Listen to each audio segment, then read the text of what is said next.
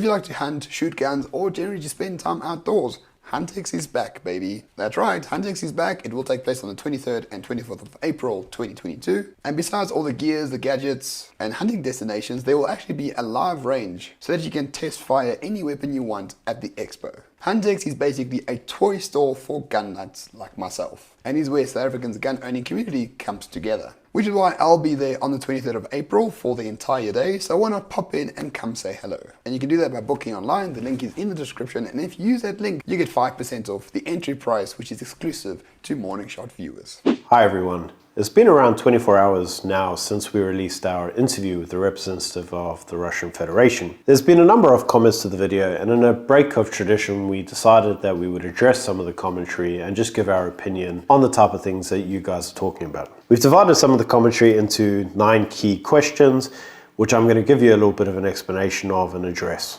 These 9 key questions are things that we see recurring in the comment section quite a bit, and so we felt it relevant to address these. I'm going to start off with the first question, which we basically summarized as to why we did the interview. I'm going to quote directly from some of the commentary and give you the context. Peter Rippon says, "Balanced journalism does not require you to give equal weight to the propaganda machine of a totalitarian dictatorship." But yes, it does. The Ukrainian conflict with Russia has been well documented from a Ukrainian side. The Russian context and the reason the Russians have done it have not been publicized as much. The Russians, in terms of their state media, RT News, for example, has been banned across the Western world, and it's become more difficult for the Russians to tell their side of the conflict. In order for you to understand which side you fall on, basically need to hear both sides of the argument. Everybody knows the Ukrainian side because it's been well documented. The Russian side hasn't been documented, and we felt it relevant from a point of journalistic integrity to at least go through and give the Russians a platform in order to say what they have to say. Once you've seen what they have to say, it's really down to you to decide whether or not you believe the Russians or the Ukrainians. What we didn't want to do is for you to sit there and basically only hear the Ukrainian side of things without having the context from the Russians. That's not good journalism, that's good propaganda, and that's what we felt was occurring. The second question is why we don't just focus on South African politics. And Kurbis says, "You are losing subscribers, stay on South African problems." That's the problem. Foreign problems are South African problems. They just become South African problems at a later stage. As an example, in the United States, there's a big Democrat push against Second Amendment rights, which we are now seeing is translating to stricter gun control rules. What did we see last year? Amendments to the Firearm Controls Act. In the US, inflation rates are skyrocketing. What is that translating into?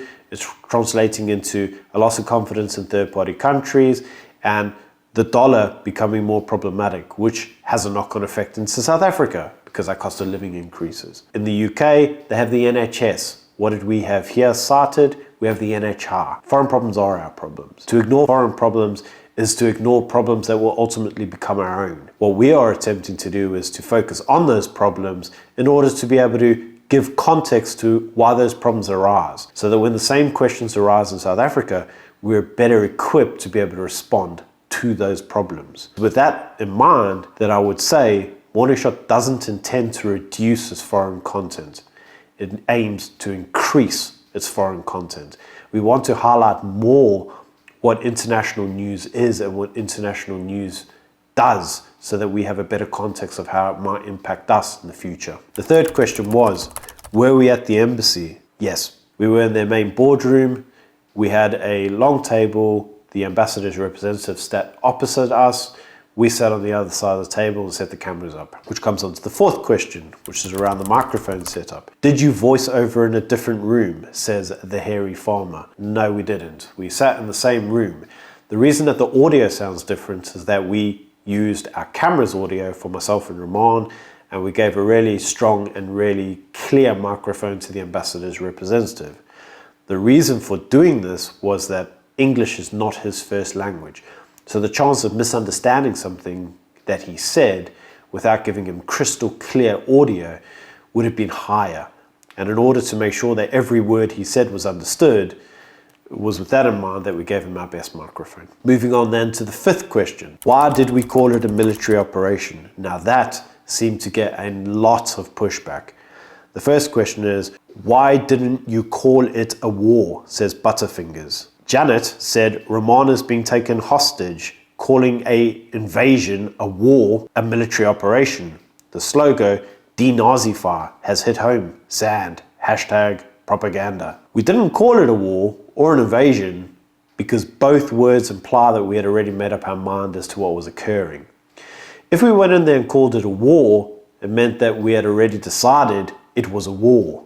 If we went in there calling it an invasion, it meant that we had already decided it was an invasion. We went there objectively. We went there to hear what the Russians have to say and to give them a platform to say it. It was with that in mind that we used the Russian term for the conflict, which is a military operation. We went in there unbiased, unobjective. We went there purely to give them a platform to say what they wanted to say. And it is with that in mind that we didn't call it a war or a military operation. We went in there to be objective, and I feel that's what we were. The sixth question was, Azov is not Nazi. Zelensky cannot be Nazi because he's a Jew, and so he can't be a Nazi. There were a number of comments to this degree. I'm not going to read them out, but what I am going to say is that I think people have a mistaken idea as to what a Nazi means. They think of it as being anti-Jewish, but that's actually not what being a Nazi is. In order to help me give context to you as to what we mean by a Nazi, I thought I would directly quote from Adolf Hitler's Mein Kampf. In Mein Kampf, he comes up with what he calls the 26 programs for Nazism in Germany. I'm just going to use 8. I'm just going to regurgitate 8 of them. So the first one is the right to self-determination. The second one is equal rights for the German people in dealing with other nations. The third one is demand for land and territory. The fourth one is that the state should be charged with the opportunity for a livelihood and a way of life for its citizens. The fifth one is all citizens to be regarded as equal in terms of rights and obligations. The sixth one is abolition of unearned incomes, you could say grants. Seventh one was demand for the creation of a healthy middle class. The eighth one is demand for land reform. Nazism is a hell of a lot more than just anti-Jewish sentiment. In fact, if you actually read Hitler's 26 program, there's nothing in there that's actually anti-Jewish, which is why it took until the end of the World War for people to actually understand and to see what the atrocities that were committed against the Jews were. It's with that in mind that if you turn around and you reference Nazis to purely say there cannot be Nazis in Ukraine or the army because it's being led by a Jew, is to be a little bit narrow-minded. At the end of the day, the Azov Battalion has been regarded by the United Nations as a Nazi organization which has committed war crimes. Azov does exist in Ukraine. It's well known. It was banned on Facebook and other social media platforms for a very long time prior to the conflict. It is only once the conflict occurs that Azov has actually been unbanned in order for it to be able to promote hatred against the Russian people. So with that being said, you can't say that there are no Nazi elements in Ukraine. There are. What you may be able to say is, and what you may be able to dispute is, the size of that Nazi presence. But what you can't do is you can't say that there are no Nazis in Ukraine. So anybody who says that in the commentary really needs to kind of reconsider that. The seventh one was, will we interview the Ukrainian ambassador? So Mark asks, looking forward to your interview with the Ukrainian ambassador to get a fully balanced perspective. And the answer to this is, we're not going to do that. The reason for that is, as I said at the start of this video, the Ukrainian element has been very well documented. Every single day, there are headlines that go across all sorts of media, across all over the world, highlighting the Ukrainians' opinion on the conflict. So from that perspective, going and interviewing the Ukrainian ambassador wouldn't serve to further our understanding of the conflict itself. The eighth question is around potential war crimes. So one comment says, you cannot contextualize war crimes or crimes against humanity away, not for either side.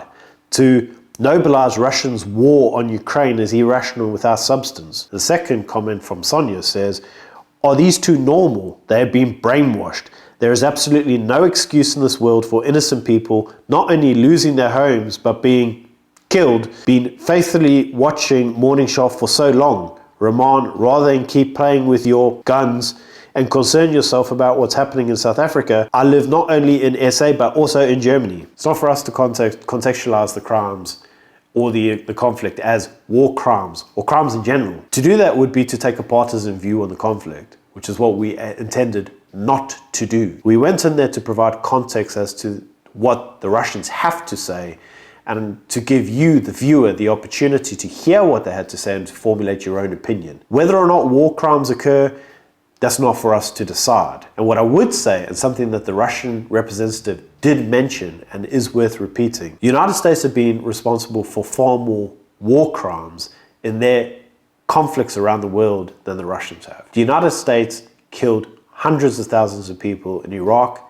Afghanistan, Libya, Syria, and all the other conflict zones. It's very rare to hear about Obama, who should be subject to war crimes, but it's quite common to hear Vladimir Putin be deemed a war criminal. And that in itself is something that should be addressed. It's the elephant in the room that nobody really wants to talk about. But it's a point that should be considered. Whatever your view on Vladimir Putin, you cannot use a different standard to highlight what he's doing in Ukraine to that of what the United States has done in other countries. And I think that is a worthwhile point for us to think about. And finally, is there a link to the Russian ambassador's YouTube page? I must admit, we should have put this in the commentary, but we didn't have it at the time of releasing the video.